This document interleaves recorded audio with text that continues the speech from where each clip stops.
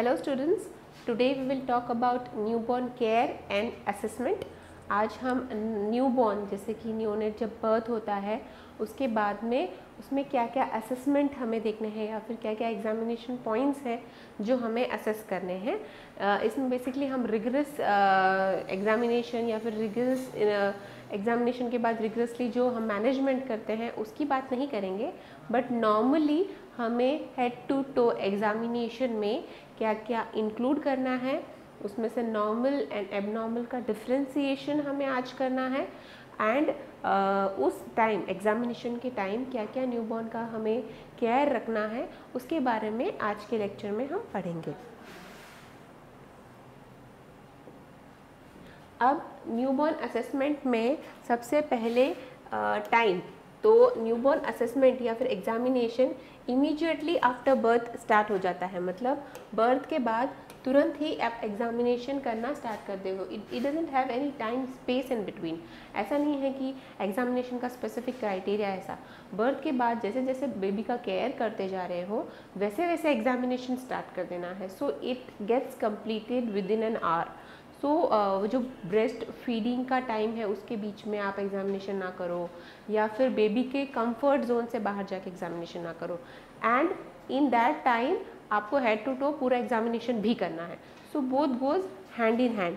अब इसमें continuous through out hospital stay भी एक पॉइंट है कि एग्जामिनेशन ऐसा नहीं है कि आपने इनिशियल एग्जामिनेशन कर दिया and then you stop examining the baby. ऐसा नहीं है। हॉस्पिटल स्टे के टाइम जब भी बेबी विजिट कर रहे हो और वार्ड में विजिट कर रहे हो, बेबी का जो एग्जामिनेशन है वो थ्रू आउट चलता ही रहना चाहिए टू नोटिस एनी चेंजेस कि पहले बर्थ के बाद अब क्या चेंजेस हुए हैं। Apgar score, that is the most important point in examination, जो कि हमने पहले भी डिस्कस किया है। अपगार स्कोर के बारे में एक स्पेसिफिक लेक्चर हमने किया है। सो अपगार स्कोर लेना है at 1 minute and at 5 minutes interval. ठीक है, तो अपगार स्कोर में हम देखते हैं appearance, pulse, grimace, activity of the child and respiration. तो रेस्पिरेशन किस हिसाब से चल रहा है वो, these are the 5 criterias which we see in Apgar, जो कि हमने पहले भी असेस किया है कैसे करते हैं हम। तो at 1 minute and at 5 minutes and then continue the Apgar score if any situation is like that कि आपको उसका नोटिस आपको रखना है कि बेबी का असेसमेंट अपगार स्कोर के हिसाब से 20 मिनट्स तक भी चल सकता है। If and only if there are some situations which indicates the noticing of Apgar score। Gestational age assessment within 2 hours, मतलब 2 घंटे के अंदर अंदर जेस्टेशनल एज असेसमेंट जो कि बैलार्ड स्कोरिंग से हम करेंगे, वो भी हमने इनिशियल लेक्चर्स में पूरा असेसमेंट बैलार्ड स्कोर का कैसे लेते हैं वो देखा है। तो जेस्टेशनल एज असेसमेंट होना है। Complete assessment within 24 hours, मतलब जो रीअसेसमेंट का प्रोसीजर है चेंजेस का, उसके साथ 24 hours के अंदर अंदर कंप्लीट असेसमेंट बेबी का होना चाहिए, that is before the discharge. अब रीअसेसमेंट में एक पॉइंट, जैसे कि एग्जांपल्स में अगर एक पॉइंट देखें जैसे कि न्यूनेटल जॉन्डिस है, so that doesn't appear just after birth, it appears with in the time या फिर ओवर द टाइम। सो अगर आपने एक बार इनिशियल असेसमेंट कर लिया 1 hour ली या 2 hour ली and then you stop examining the baby and you discharge it, but अगर जॉन्डिस जैसे साइंस एंड सिम्टम्स डेवलप हो रहे हैं तो आपको नहीं पता चलेंगे। इसीलिए थ्रू आउट द हॉस्पिटल से एग्जामिनेशन होना बेबी का ज़रूरी है। Important point here is wear gloves. ठीक है, तो एसेप्टिक जो प्रिकॉशंस हैं वो लेने यहाँ पे ज़रूरी हो जाएंगे, बिकॉज आपको बेबी को किसी तरह से इन्फेक्ट खुद के थ्रू नहीं करना है। न्यूबॉर्न असेसमेंट में इम्पॉर्टेंट है हेल्थ हिस्ट्री और फिजिकल असेसमेंट। तो history is as much as important as current examination. तो हिस्ट्री भी, मदर की history, any history in the pregnancy, मतलब जेस्टेशनल पीरियड में कोई भी हिस्ट्री है ऐसा, तो ये हिस्ट्री लेना भी बहुत ज़रूरी है आपको। जितना इनिशियल असेसमेंट करोगे उतना ज़रूरी हिस्ट्री भी है। सो अब hand washing and warm hands एक इम्पॉर्टेंट पॉइंट है कि आपको बेबी को जितनी बार छो उससे पहले आपके हैंड्स क्लीन एंड स्टेरिलाइज होने चाहिए और वार्म होने चाहिए, क्योंकि बाहर का टेम्परेचर अगर कम है, बेबी के वार्मथ से आप इंटरफेयर नहीं करो, बेबी को हाइपोथर्मिया में जाने की इनिशिएशन आप ना करो, इसीलिए हैंड्स का वार्म होना ज़रूरी है। एंड स्लीपिंग न्यूबॉर्न, मतलब बच्चा अगर सो रहा है तब आप कौन से एग्जामिनेशन कर सकते हो वो करो, ताकि you avoid the unnecessary crying of the baby. ठीक है, तो इससे मैटरनल स्ट्रेस भी बढ़ता है। सो जितना सोते हुए बच्चों के एग्जामिनेशन आप कर सकते हो, जितने एग्जामिनेशन पॉसिबल है उतने सोते वक्त कर लो, ताकि आप मदर और बेबी के बीच में टेंशन का कोई कारण ना बनो। ठीक है, now we will start with the examination proper point. First assessment हम टेम्परेचर से स्टार्ट करेंगे। टेम्परेचर असेसमेंट में नॉर्मल क्या है? नॉर्मल है 36.5 to 37.5 degree Celsius, this is the normal. तो अब इस नॉर्मल से एलिवेटेड है या डिक्रीज्ड है, दैट इज़ एबनॉर्मल ऑब्वियसली। अब कहाँ लेना है? नॉर्मली हम एक्सिलरी टेम्परेचर लेते हैं नियोनेट्स में, नॉर्मली सम कंडीशंस में हम रेक्टल टेम्परेचर भी ले सकते हैं। दैट उस टेम्परेचर का जो वेरिएशन है वो थोड़ा सा वेरी करेगा, दैट इज़ पॉइंट का क्राइटेरिया डिफरेंस करेगा, क्योंकि रेक्टल टेम्परेचर जो है वो थोड़ा सा ज़्यादा होता है। एक्सिलरी इज़ प्रिफर्ड, जैसे कि हमने कहा कहीं कहीं कुछ हॉस्पिटल्स में रेक्टल टेम्परेचर भी लेते हैं। बेबीज़ में ओरल टेम्परेचर पॉसिबल नहीं है and it may harm the baby. So axillary is the preferred route जहाँ से आप टेम्परेचर ले सकते हो। Next in the examination point is heart rate and pulses.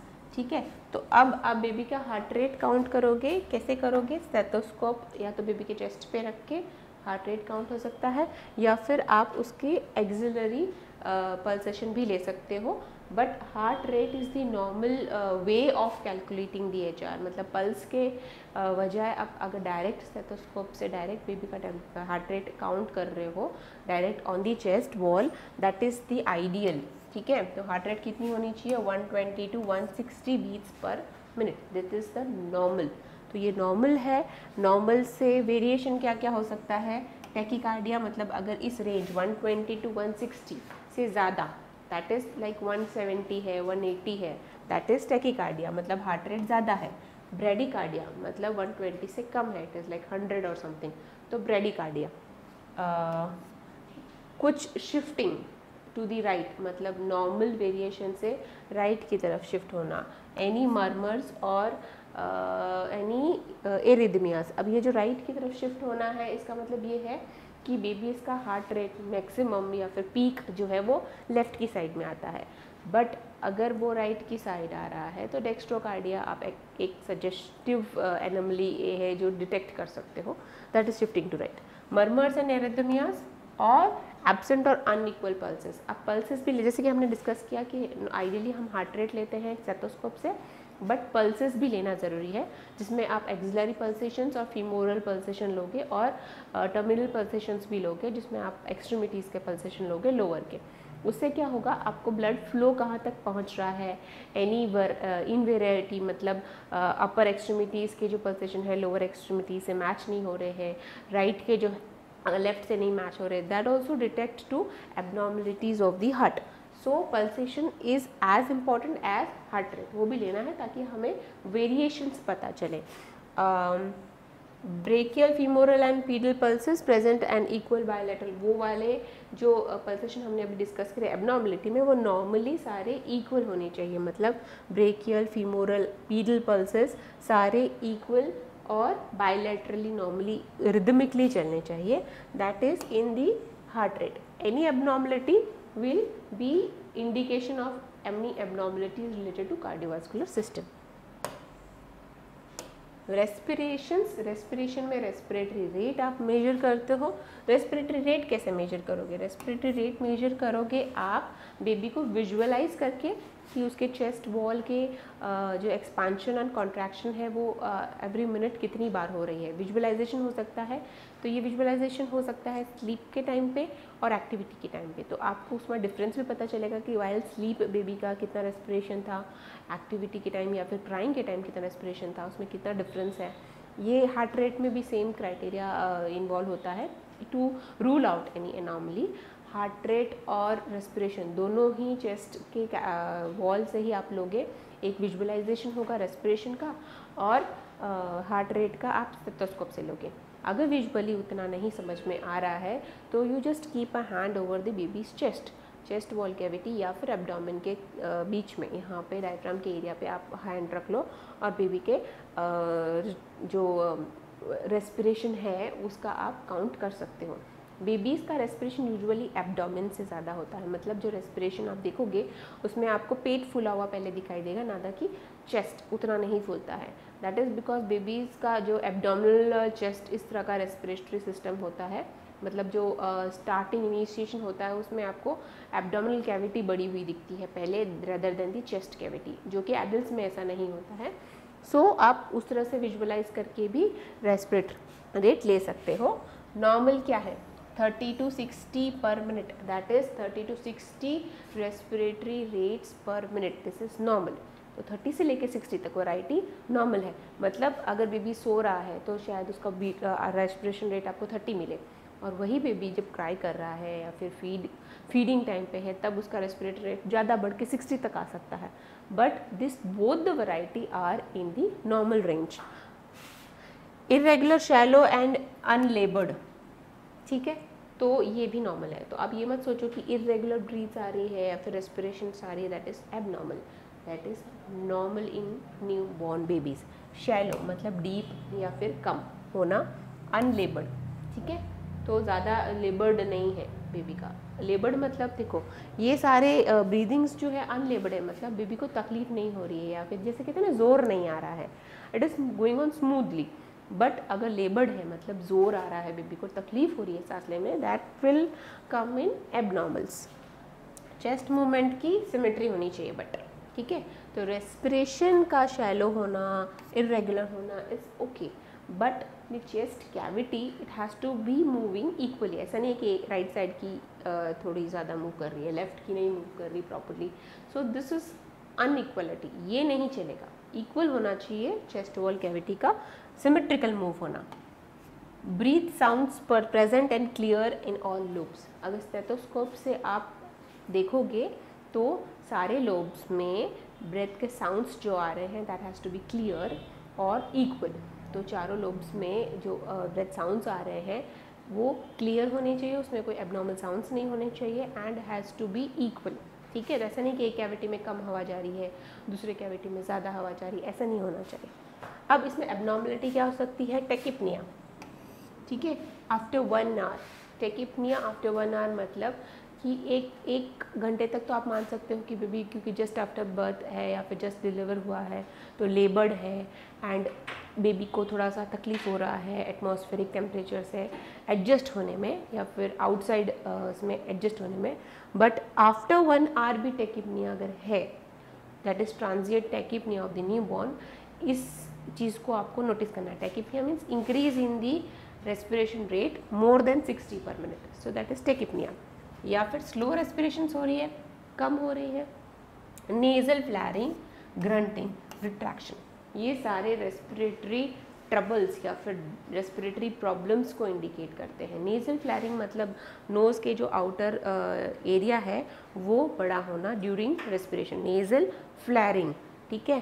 दूसरा है ग्रंटिंग मतलब एबनॉर्मल साउंड्स आना ड्यूरिंग रेस्पिरेशन, एंड रिट्रैक्शन मतलब चेस्ट वॉल जो कैविटी है उसमें दो रिब बोन्स हैं जिसे कोस्टल्स कहते हैं, वो कोस्टल बोन्स के बीच का जो एरिया है उसको अंदर की तरफ खिंचा होना, दैट इज़ रिट्रैक्शन। या फिर पूरा चेस्ट वॉल का रिट्रैक्शन होना या फिर स्टर्नल रिट्रैक्शन, ये टाइप के मसल्स का इन्वॉल्वमेंट जो कि एक्स्ट्रा रेस्पिरेटरी मसल्स हैं उनका इन्वॉल्वमेंट रिट्रैक्शन प्रोड्यूस करेगा। दैट मीन्स बेबी को रेस्पिरेशन या फिर ब्रीदिंग लेने में डिफ़िकल्टी हो रही है, that is a sign of laboured breathing. Apnoea with colour changes, apnoea का मतलब होता है कि बीच बीच में रेस्पिरेशन रुक जाना, ठीक है। ये काफ़ी बेबीज़ में पाया जाता है, तो यहाँ पे इस चीज़ को नोटिस करना ज़रूरी है, it is not normal. Apnoea means babies, देखो एक तो होता है शैलो मतलब डीप ब्रीथ करना या स्लो ब्रीथ करना। एपनिया मतलब कुछ few seconds, fraction of seconds के लिए बेबी ब्रीथ करना ही बंद कर देता है, एंड देन कोई स्टिमुलेशन दो या फिर विदाउट स्टिमुलेशन भी कभी कभी वापस नॉर्मल ब्रीदिंग आ जाती है, या फिर आप बीच में बेबी को टैप करो, कोई स्टिमुलेशन दो तो वापस ब्रीथ करने लग जाता है, दैट इज़ एपनिया। तो ये जो बीच का पीरियड है जब बेबी ब्रीथ ही नहीं करता है, दैट इज़ एपनिया, और वो नॉर्मल नहीं है, you have to take notice of that. With colour changes, अब विद कलर चेंजेस का मतलब होता है कि जब एपनिया का पीरियड था वो टाइम पे बेबी का कलर चेंज होना, मतलब जो पिंकिश कलर होता है या रेडिश कलर होता है उससे बेबी साइनोसिस की तरफ जा रहा है, पेल हो रहा है या फिर बेबी ब्लू हो रहा है. So that type of colour changes is a sign of abnormality. Asymmetric और डिक्रीज्ड चेस्ट एक्सपांशन. अब जैसे कि हमने देखा कि symmetry has to be there in normal, वैसे ही अगर एसिमेट्री है या फिर डिक्रीज्ड चेस्ट एक्सपांशन हो रहा है, मतलब चेस्ट वॉल में राइट और लेफ्ट में जब ब्रीदिंग हो रहा है तब एसिमेट्री है, मतलब राइट साइड की थोड़ी ज़्यादा हो रही है या लेफ्ट साइड की ज़्यादा हो रही है, एसिमेट्री, वो उस टाइप की एसिमेट्री, या फिर जब एक्सपांडेड हो रहा है तो पूरी तरह एक्सपांड नहीं हो रही है chest wall, that is a sign of any abnormality. Abnormal lung sounds, जो कि हमने पहले भी डिस्कस किया, कोई भी टाइप के लंग साउंड्स जो कि एबनॉर्मली आ रहे हैं, जैसे कि वीजिंग, रोंका, इस टाइप के sounds. Bowel sounds in chest, ये भी एक इम्पॉर्टेंट है. जैसे कि हमने कहा कि बेबीज़ का आप देखोगे तो आर नोटिस करने लगोगे, तब आप देखोगे कि बेबी का एब्डोमेन ज़्यादा बड़ा हो रहा है. वैसे ही अगर आप स्टेथोस्कोप से देखोगे, अगर एब्डोमिनल साउंड्स जैसे कि गर्गलिंग वगैरह है, वो सब अगर चेस्ट वॉल कैविटी में आ रही है तो वो जैसे कि डायफ्रामेटिक हर्निया हो गया, उस टाइप के कंडीशंस को इंडिकेट करती है. सो एब्डोमिनल साउंड्स नहीं आने चाहिए एबनॉर्मली अगर आप एग्जामिन कर रहे हो बेबी को. वेट. अब अगर बेबी को अभी एग्जामिनेशन के प्रोसेस में आप वेट भी करोगे, ये weight and height and head circumference ये सब हमने डिटेल में ग्रोथ एंड डेवलपमेंट के चैप्टर में पढ़ा है, but examination point of view से भी weight, normal weight 2500 to 4000 grams ये नॉर्मल वेट होता है. एवरेजली 2.9 kgs का बर्थ वेट होगा अपने इंडियन स्टैंडर्ड्स के हिसाब से averagely, but this is the normal range. अब वेट लॉस एक इम्पॉर्टेंट चीज़ है. 10% वेट लॉस फर्स्ट 2 वीक्स में नॉर्मल है, क्योंकि एक तो atmospheric conditions outside, secondly breast milk जो होता है वो इनिशियली फ्यू डेज़ पे नहीं आता है इतना अच्छे से. सो वो जो इंसेसेंट लॉस होता है वेट में, दैट इज़ नॉर्मल. 2 वीक्स के बाद में वो बेबी उसको रीगेन कर लेता है. So this is the normal weight gain criteria.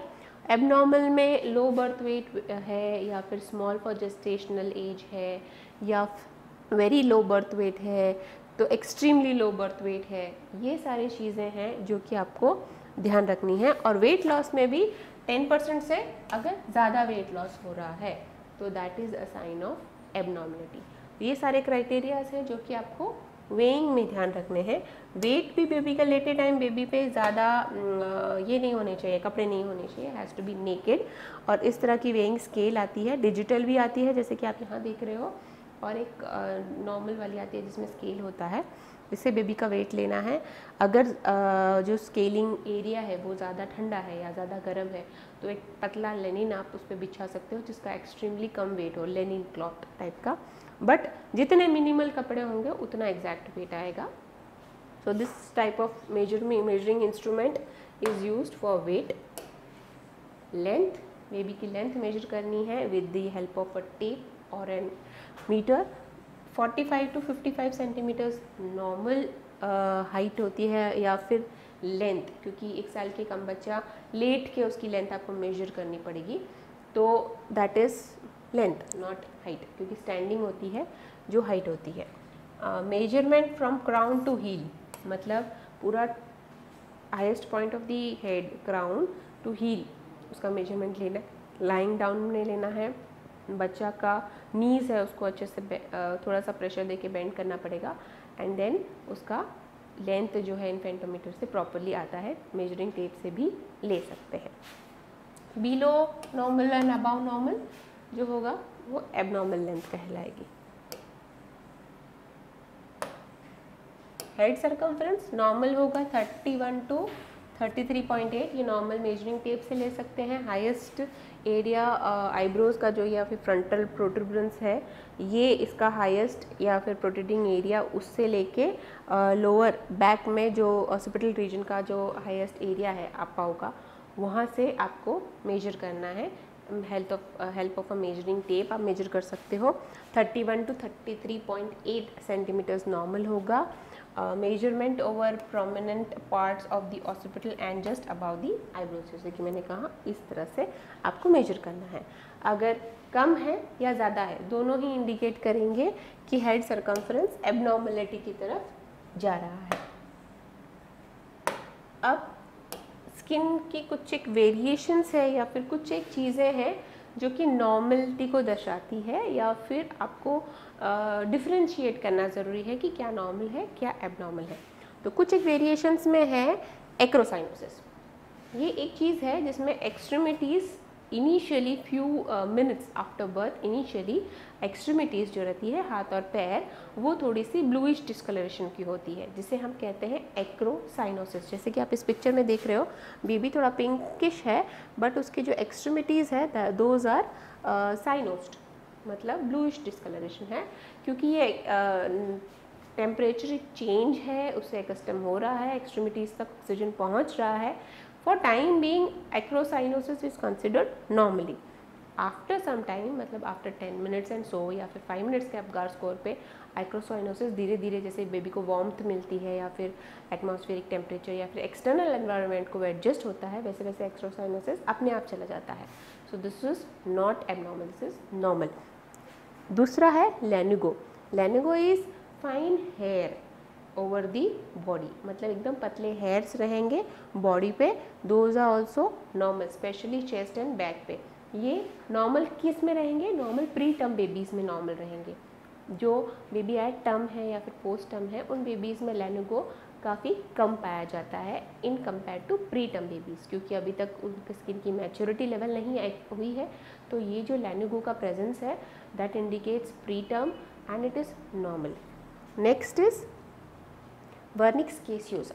Wernicke's caseosa जैसे कि आप पिक्चर में देख रहे हो जो चीज़ी मटेरियल है वाइट कलर का जो बेबी के एक्यूमुलेट हुआ है हेड पे या फिर आईब्रोज पे अदर स्किन सरफेसेस पे, ये भी नॉर्मल रहता है। सो वर्निक्स केसियोसा जो है वो चीज़ी मटेरियल रहेगा, जैसे कि केसियोसा नाम से आप चीज़ी याद रख सकते हो, वो भी नॉर्मल है, एबंडेंट नहीं है, स्पार्सली प्रेजेंट होता है। इसको ज़्यादा रिगरसली रिमूव करने की ज़रूरत नहीं है, प्रॉपर क्लीनिंग धीरे धीरे धीरे ये अपने आप चला जाता है। सो रिगरसली उसको रगड़ रगड़ के हमें साफ़ करना है, रिमूव करना है, ऐसा नहीं है। क्लीनिंग हाइजीन रखना है, जितना निकल सके उतना निकालो बट स्मूथली निकालना है। It goes on its own day by day, जैसे जैसे जैसे बेबी को हम हाइजीन प्रोवाइड करते हैं या फिर बेथ करते हैं वैसे वैसे ये धीरे धीरे निकल जाता है। सो रिगरसली उसको रिमूव करने की ज़रूरत नहीं है। ऑयल एप्लीकेशन, ग्लिसरीन एप्लीकेशन या फिर इतने ज़्यादा कुछ रिगरसली इसको निकालना ही है इसकी ज़रूरत नहीं है। It goes on its own, it is quite normal. So acrocyanosis, lanugo and vernix caseosa are a part of normal skin variations.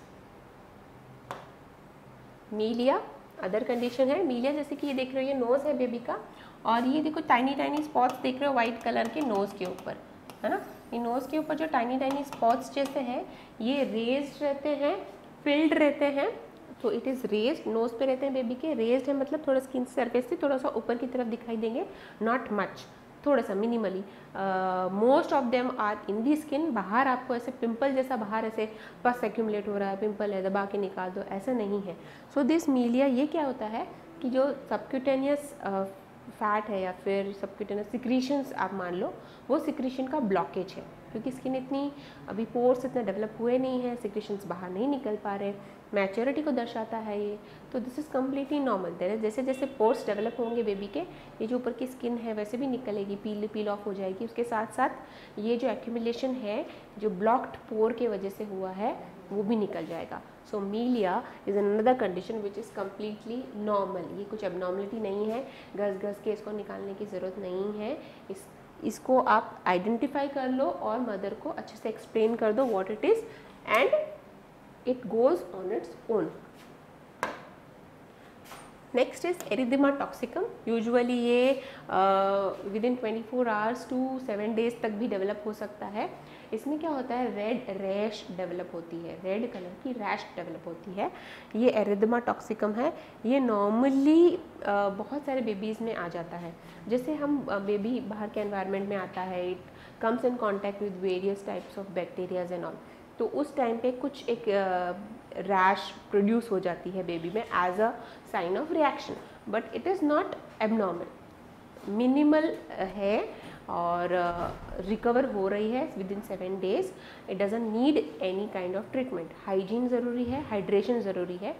अगर ये कंटिन्यू होती है देन इट इज़ ओके और you have to like consult a doctor. But अगर ये normally है, red है, uniform है, it doesn't have any effect on any other systemic like fever and all, ऐसा कुछ नहीं है, और इसमें पस कलेक्शन नहीं है. तो ये सारी कंडीशन है कि पस कलेक्शन नहीं है, बहुत ज़्यादा तकलीफ नहीं हो रही बेबी को, जैसे कि बेबी डिस्ट्रेस में नहीं है, और पस कलेक्शन नहीं है. So erythema toxicum goes on its own. इसके लिए भी ट्रीटमेंट की कोई ज़रूरत नहीं है. सो 7 days तक आ सकता है ये and goes of on its own, doesn't need any kind of treatment. All over the body आता है, जैसे कि ये जो पिक्चर है ये बैक की है बेबी की, ये ऑल ओवर हैंड्स पे, एक्सट्रीमिटीज़ पे, माउथ पे भी, फेस पे भी, नेक पे भी, तो ये कहीं पे भी आ सकता है. Next is Mongolian spots. Mongolian spots क्या होता है, आप न्यूबॉर्न बेबी को एग्जामिन करोगे तो आपको उसके जो भी प्रेशर बेयरिंग एरियाज रहते हैं, बोन टू स्किन कांटेक्ट जहाँ पे रहता है, वहाँ पे ब्लूइश डिस्कलरेशन दिखेगा बेबी के.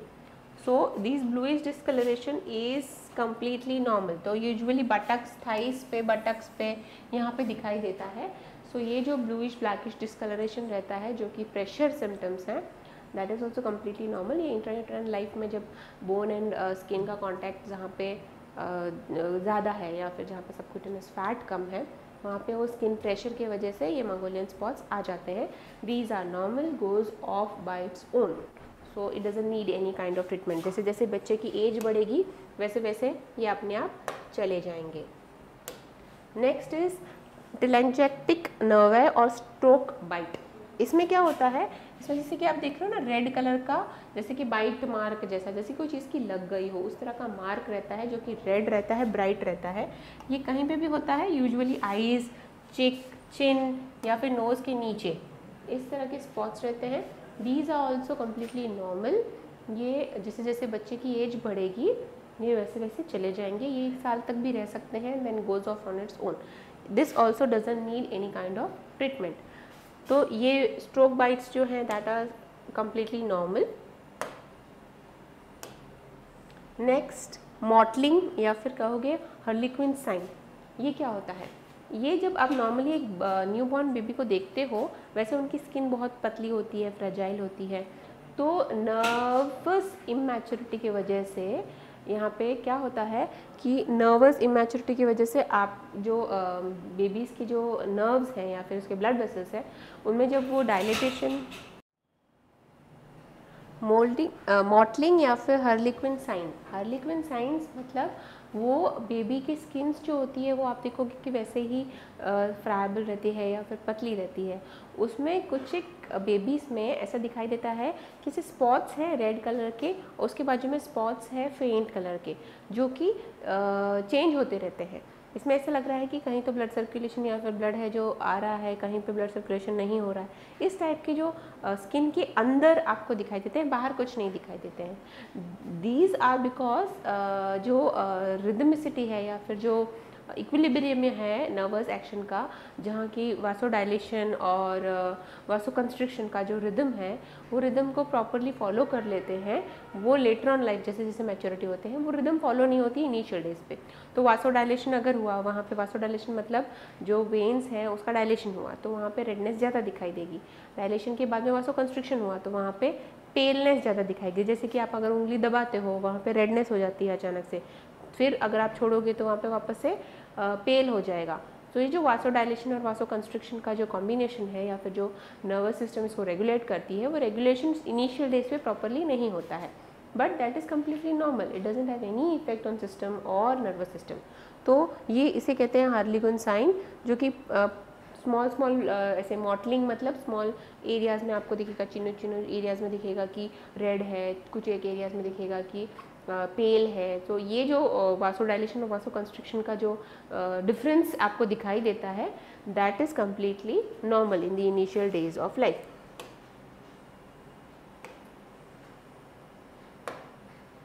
अब कुछ एक एबनॉर्मल वेरिएशंस जिसको आप एबनॉर्मल टर्म कर सकते हो या फिर जिसको केयर करने की ज़रूरत है या ध्यान देने की ज़रूरत है, उसमें से सबसे पहले है साइनोसिस। जैसे कि हमने एक्रोसाइनोसिस पढ़ा कि एक्सट्रीमिटीज़ में साइनोसिस है या फिर ब्लूइश डिस्कलरेशन है। सेंट्रल साइनोसिस मतलब पूरा बेबी ही ब्लू लग रहा है, तो वो इंडिकेट करेगा एनी रेस्पिरेटरी और कार्डियोवास्कुलर एबनॉर्मलिटीज़। तो साइनोसिस अगर पूरे है, सेंट्रल है मतलब बॉडी पे है, तो उसको आप नॉर्मल नहीं कहोगे, that is a sign of abnormality. Next is excessive vernix, मतलब वर्निक्स केसेस है जैसे कि मैंने कहा नॉर्मल है, चीज़ी मटेरियल है, अपने आप चला जाएगा, बट एक्सेसिवली है, अगर बहुत ज़्यादा है, पूरे बॉडी को कवर कर रहा है, तो क्या होगा कि स्किन की मैच्योरिटी वो लेवल की नहीं है, क्योंकि वो मॉइस्ट ज़्यादा दिन रहेगा तो वहाँ पे बैक्टीरियल ग्रोथ होने के चांसेस हैं, सेप्टिक होने के चांसेस हैं, तो इसे थोड़ा ध्यान देने की ज़रूरत है। नेक्स्ट इज जॉन्डिस, जो कि येलोइश डिस्कलरेशन है, वो भी नॉर्मल नहीं है, उसमें भी आपको जो हाइपर बिलिरुबिनेमिया है उसको ध्यान देना होगा कि क्यों है। आर टू एज का जो रेशो है कि कितने आवर्स में आवर्स ऑफ द बेबी, उसमें कितना उसका बिलिरुबिन लेवल बढ़ा है, that is and ratio which you have to take care of. तो ये 3 चीज़ें हैं। नेक्स्ट इज फोर्सेप मार्क्स, अगर डिलीवरी फोर्सेप से हुई है, दैट इज़ असिस्टेड डिलीवरी, तो उसके मार्क्स आना बेबी पे, जैसे कि आप देख रहे हो यहाँ पे आई के आसपास आ रहा है, किसी बेबीज़ को फोरहेड पे रहता है, लोअर ईयर्स पे रहता है। सो फोर्सेप जहाँ पे होल्ड होगा बेबी को असिस्टेड डिलीवरी मतलब बेबी को डिलीवरी के टाइम पे असिस्ट करने के लिए, तो वो फोर्सेप के मार्क्स आना, this also not normal, has to be taken care, क्योंकि अगर ज़्यादा दिन तक रह रहा है, if it is deep enough, means it has some injury, internal injury तो नहीं हो गई है। सो ये सब चीज़ें ध्यान में देने के लिए है। पिटीचिए मतलब स्मॉल रेड पैप्यूल्स, जो कि ज़्यादा रेस्ड नहीं है, स्किन के अंदर ही है, तो ये जो मार्क्स है अगर छोटे हैं, थोड़े हैं, इधर उधर है, इट्स ओके, पर अगर जनरलाइज्ड है, बहुत ज़्यादा जगह पे है या फिर ज़्यादा है, तो इनका नर्वस डिसऑर्डर से रिलेशंस या फिर सम वैस्कुलरिटी प्रॉब्लम से रिलेशन, ये आपको ध्यान में रखना ज़रूरी है। नेवस फ्लेमस, ये मतलब रेड मार्क रहते हैं, पोर्ट वाइन स्टेन्स जैसे, ऐसे तो नॉर्मल रहते हैं, it is not abnormal, but कैसा है ना कि इसका ट्रीटमेंट कब करवाना है, दैट इज़ अ पॉइंट जो आपको ध्यान में रखना है।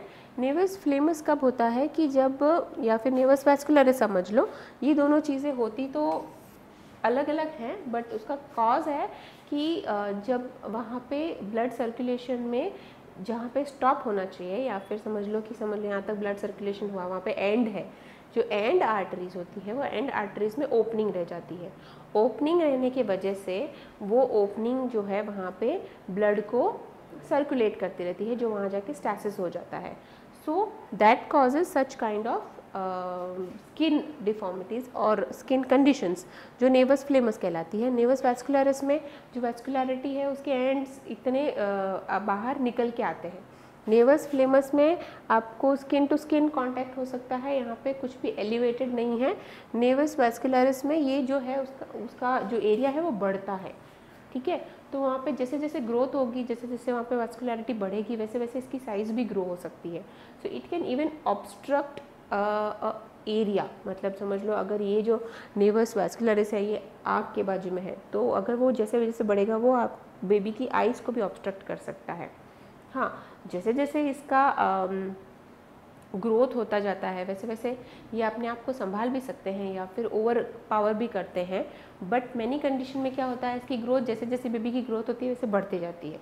सो कॉस्मेटिक सर्जरीज जो हैं वो करवाते हैं, बट कॉस्मेटिक सर्जरी कराने से पहले इसका जो रूट कॉज है वो ध्यान में रखना ज़रूरी है कि because there is an end opening, तो जब तक वो एंड ओपनिंग नहीं क्लोज होगी, वैसे बाहर से कितना भी स्किन ग्राफ्टिंग करा लो या पैच करा लो, वो चीज़ वापस से हो जाएगी।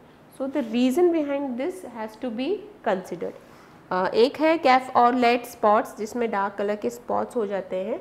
ये डार्क कलर के स्पॉट्स बर्थ मार्क्स कहलाते हैं। अगर स्मॉल एरिया कवर्ड है, इट इज़ नॉट इंक्रीजिंग, तो फिर कोई प्रॉब्लम नहीं है, but if it is more area and it is increasing, it indicates any nervous disorders और न्यूरोनल डैमेज, जिसके वजह से ये स्पॉट्स होते हैं।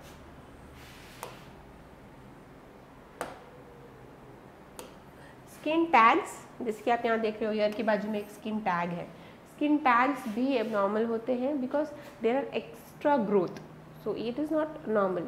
हाँ, बट अगर it is not harming any organ या फिर किसी ऑर्गन के सामने ये ऑब्स्ट्रक्ट नहीं कर रहे हैं, it is not increasing in size, peduncle जैसे पड़े हुए हैं, it is not harming you, तो it doesn't need any kind of treatment. Cosmetic surgeries are implemented अगर ये किसी टाइप का डिफॉर्मिटी कॉज करते हैं, otherwise they are usually skin tags बढ़ते नहीं हैं, they remain as it is birth, अगर बाय बर्थ है तो।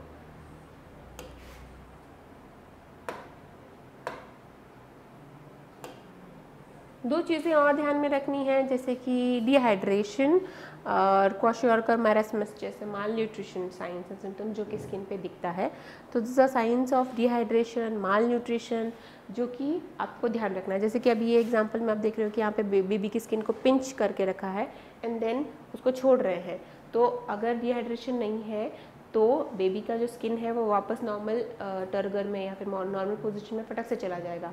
बट यहाँ देख रहे हो, देखो कि आपको पिंच का मार्क दिखाई दे रहा है इस एरिया में, तो means it is not normal, the baby is dehydrated, वहाँ की स्किन की टर्गर लॉस्ट हो चुकी है। दिस कंडीशन, और ये जैसे कंडीशन देख रहे हो यहाँ पे माल न्यूट्रिशन या फिर प्रोटीन एनर्जी माल न्यूट्रिशन वाला कंडीशन देख रहे हो, तो these are not normal skin variety, ये एबनॉर्मल स्किन वेराइटी है जिसको ट्रीटमेंट की ज़रूरत है। हेड एंड फेस पे मोल्डिंग, ठीक है, मोल्डिंग एक इम्पॉर्टेंट चीज़ है जो आपको ध्यान में रखनी है। मोल्डिंग क्या होता है? मोल्डिंग मतलब during the process of birth, जब बेबी का हेड बर्थ कैनाल से निकलता है, टू एडजस्ट साइज एडजस्ट करने के लिए सूचर लाइन को ओवरलैप करते हैं, ठीक है। तो जो सूचर लाइंस है उसके ऊपर बोन्स आते हैं, एक के ऊपर एक, टू एडजस्ट द एरिया, क्योंकि जो बर्थ कैनाल का एरिया है that is small, head circumference थोड़ा बड़ा होता है, to adjust, it is not in every condition but most of the condition, ठीक है।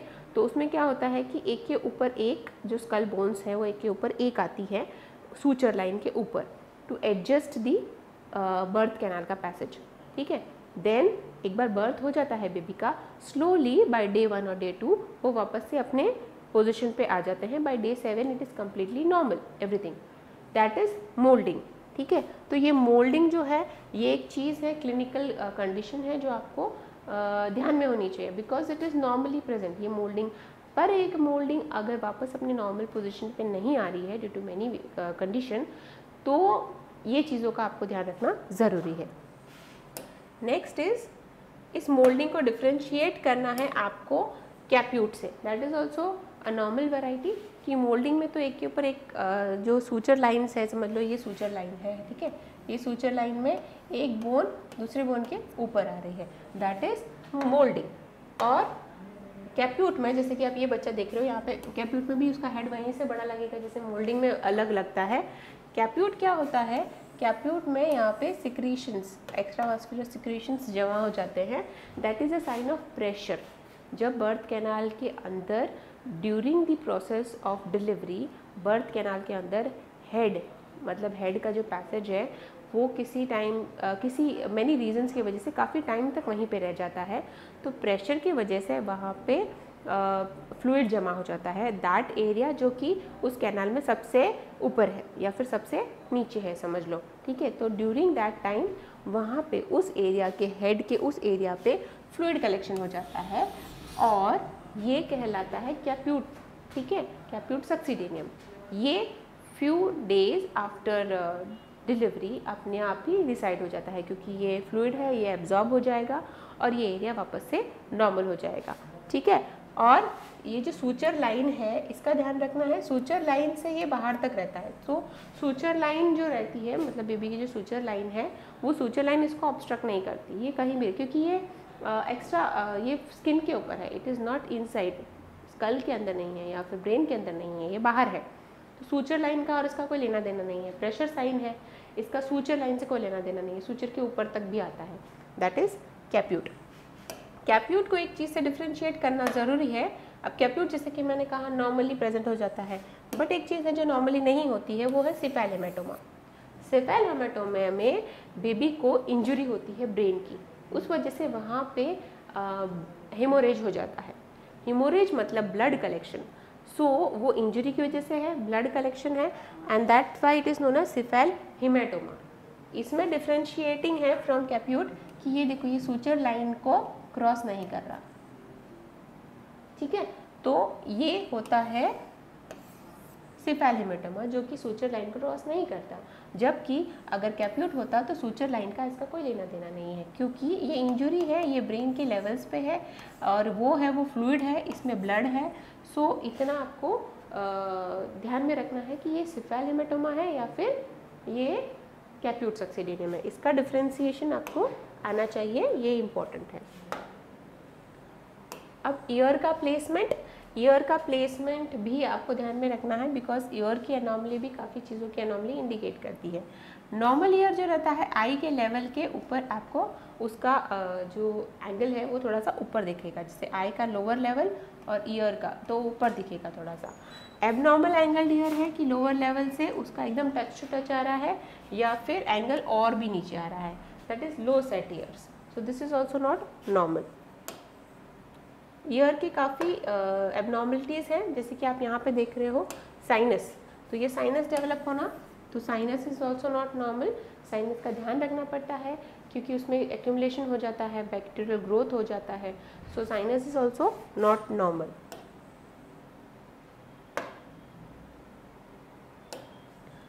अब यहाँ पे डिफॉर्म्ड ईयर है, ठीक है, ईयर का फॉर्मेशन ही प्रॉपर नहीं हुआ। तो एक चीज़ जो यहाँ पे आपको ध्यान रखनी है या फिर जो बहुत मानी गई है, दैट इज़ कि ईयर का जो एक्सटर्नल स्ट्रक्चर है अगर उसमें डिफॉर्मिटी है तो think of a deformity in the kidneys.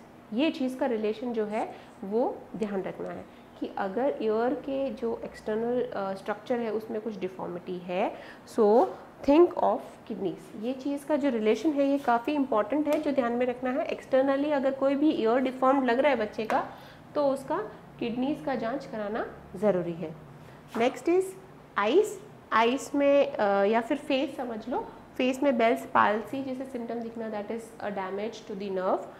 And eye का जो सेटिंग है या फिर जो आई का शेप का सेटिंग है उसमें मून आई सेटिंग मतलब या फिर लो अपवर्ड गेज, ये भी नर्वस डैमेज को इंडिकेट करता है। फेस का जो काउंटर है that is also an important fact, जिसमें काउंटर आपको नॉर्मल होना चाहिए, छोटा या बड़ा नहीं होना चाहिए। आइज़ में स्ट्रैबिस्मस जैसे कि आप देख रहे हो, स्ट्रैबिस्मस ट्रांजिएंट हो सकता है जो कि कुछ हफ्तों से लेके कुछ महीनों तक 6 मंथ टू 7 मंथ्स तक अपने आप ठीक हो जाता है क्योंकि यहाँ पे मसल का वीकनेस होता है।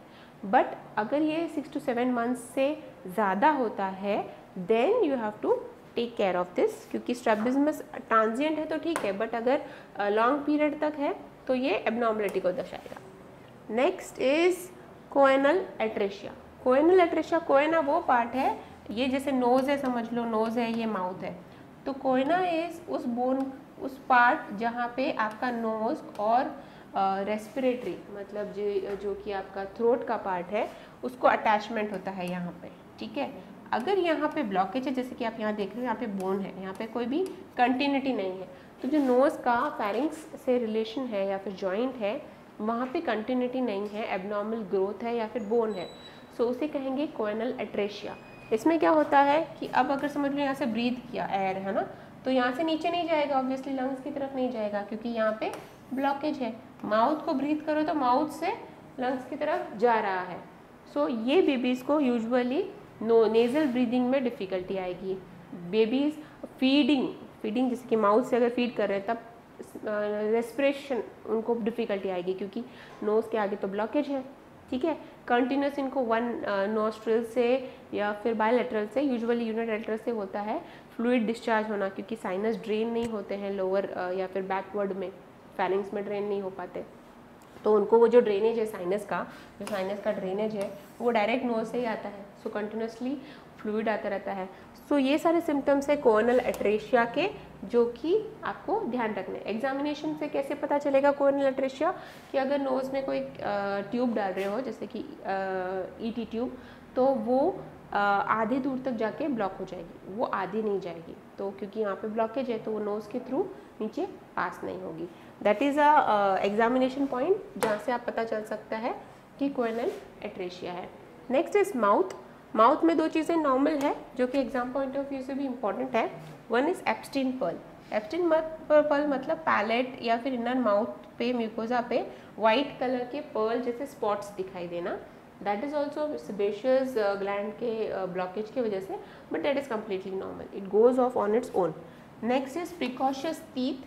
टीथ मतलब जब बेबी बॉर्न होता है यूजुअली टीथ नहीं होता है, बट सम कंडीशंस में 1 या 2 टूथ यूजुअली नेटल टूथ जिसे कहते हैं वो ऑलरेडी होते हैं, that is also normal condition. Natal tooth usually कोई डिफ़िकल्टी नहीं क्रिएट करता, बट अगर वो फीडिंग में डिफ़िकल्टी क्रिएट कर रहा है तो फिर उसको रिमूव करने के हो सकता है indication, otherwise it goes off on its own और उसकी जगह पे वापस से डेंटिशन नॉर्मली आ जाता है।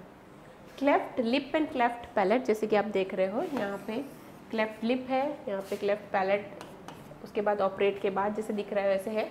तो this is also an abnormal condition of the face, जहाँ की बेबी का जो नॉर्मल क्लेफ्ट है या फिर नॉर्मल जहाँ पे जॉइंट होना चाहिए था ड्यूरिंग दी ग्रोइंग पीरियड्स या फिर जेस्टेशनल एज, वहाँ पे नॉर्मल एम्ब्रियोलॉजिकल इवेंट्स नहीं हुए एंड प्रॉपर लिफ्ट का पैलेट जो है, लिफ्ट कैप ये दोनों है, इसमें क्लेफ्ट लिप भी है और ऊपर आप देख सकते हो पैलेट भी क्लेफ्ट है। क्लेफ्ट मतलब गैप है उन दोनों के बीच में, वो गैप जो है वो भी एबनॉर्मल है, इसे ऑपरेटिव की ज़रूरत है, रिकरेक्शन की ज़रूरत है।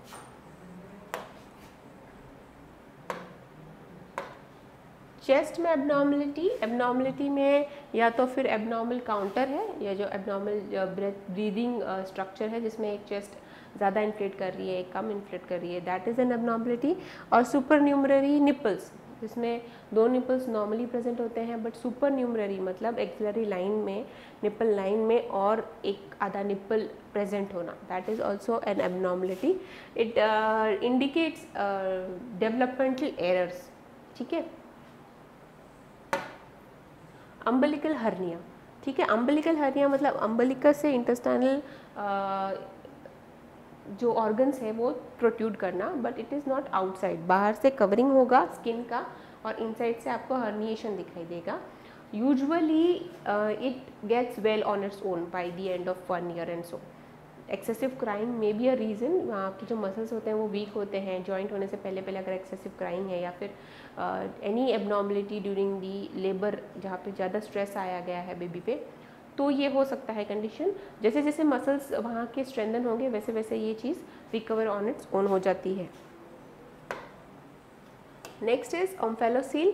यहाँ जैसे आप देख रहे हो कि ये बेबी है, ये बेबी का अम्बिलिकस है, यहाँ से पूरा जो बेबी का इंटेस्टाइनल कंटेंट्स है पूरा सैक के अंदर, मतलब जो ओम्फेलोसील मतलब जो आपका बेबी का जो अब्डोमिनल काउंटर है उसके बाद बाहर सारे इंटरनल ऑर्गन्स हैं, इट इज़ नॉट एक्सपोज्ड, उसको वो जो शीथ है जो कवरिंग है वो है, but it is outside, that is known as omphalocele. ये इसको सर्जरी की ज़रूरत है, this is obviously quite not normal.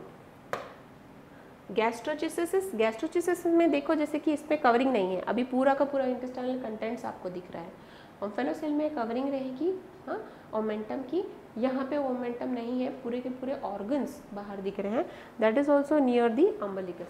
ये अम्बिलिकल वॉल में ड्यू टू एम्ब्रियोलॉजिकल डेवलपमेंट में वहाँ पे जो वॉल बनती है वो वॉल में डिसरप्शन या फिर वॉल में प्रॉपर वॉल ना बनने की वजह से होता है, जहाँ कि आप बेबी डिलीवरी करोगे, डिलीवरी के बाद देखोगे पूरे इंटेस्टाइनल ऑर्गन्स बाहर है। इसमें नर्सिंग केयर की बहुत ज़रूरी है, जब तक इसका ऑपरेट ना हो इसको कवर करना ज़रूरी है।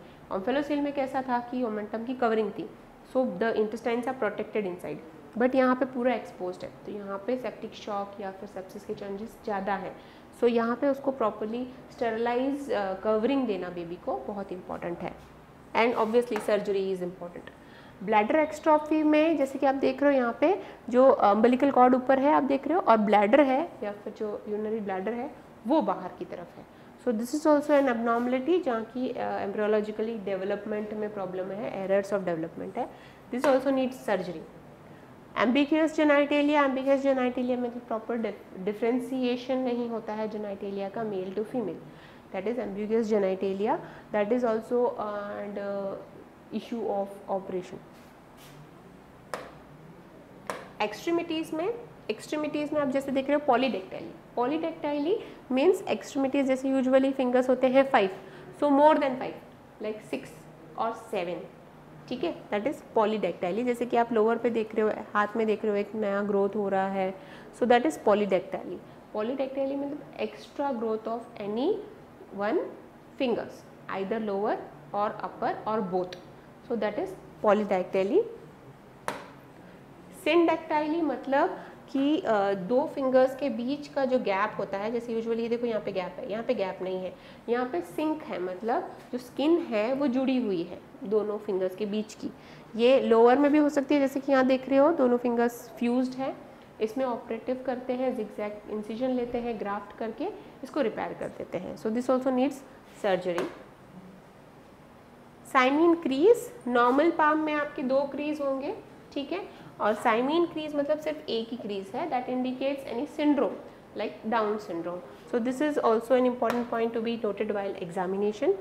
ब्रेकियल प्लेक्सस की इंजुरी, जैसे कि आप बच्चे में देख रहे हो कि एक हाथ तो वो प्रॉपरली मूव कर पा रहा है, बट एक हाथ देखो एबनॉर्मली लोअर या फिर बैक साइड में टर्न होके फ्लेक्स होके रखा है। That is a reason because of brachial plexus injury, जो कि बर्थ के टाइम भी हो सकती है, आफ्टर बर्थ भी हो सकती है। जो ब्रेकियल प्लेक्सस जिस आपके मूवमेंट्स को कंट्रोल करता है वो मूवमेंट्स नहीं हो सकती है। सो डिमिनिश्ड मूवमेंट होता है, extension and pronation of the forearm. ये पैरालिसिस एक टाइप का है, दिस इज अबडुकेन पैरालिसिस, और ये because of brachial plexus injury होता है। This is also a point to be remembered. यहीं पे आप हम हमारा न्यूबॉर्न एग्जामिनेशन और केयर को ख़त्म करते हैं।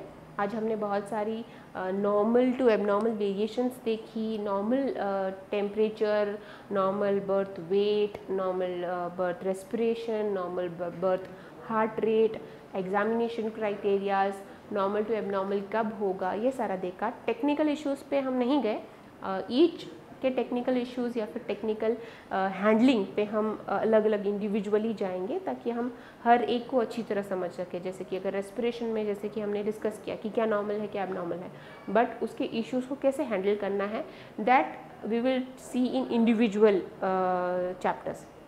But in general head to toe सारा एग्जामिन करना है बेबी एग्जामिनेशन जो जस्ट आफ्टर बर्थ स्टार्ट हो जाती है वो पूरा हॉस्पिटल स्टे रहेगी, तब तक चलेगी। जैसे कि हमने कहा कि जैसे कि कुछ एक कंडीशंस है जो जस्ट आफ्टर बर्थ आपके समझ में आते हैं, कुछ एक कंडीशंस है जो लेटर ऑन डेवलप होते हैं। सो ऐसे नहीं बोल सकते कि एक बार आपने हेड टू टू एग्जामिनेशन कर दिया तो हम डिलीवरी के बाद में जब हॉस्पिटल स्टे है तब वापस नहीं करेंगे, नहीं। जितनी देर तक बेबी हॉस्पिटल में है उसका रेगुलरली एग्जामिनेशन होना उतना ही ज़रूरी है जितना जस्ट आफ्टर बर्थ है। सो इसी की तरह हम आज का लेक्चर ख़त्म करेंगे। नेक्स्ट लेक्चर से हम इंडिविजुअल ऑर्गन्स लेंगे या फिर इंडिविजुअल सिस्टम लेंगे, उनकी एबनॉर्मलिटीज़ को हम डिटेल में डिस्कस करेंगे। Thank you.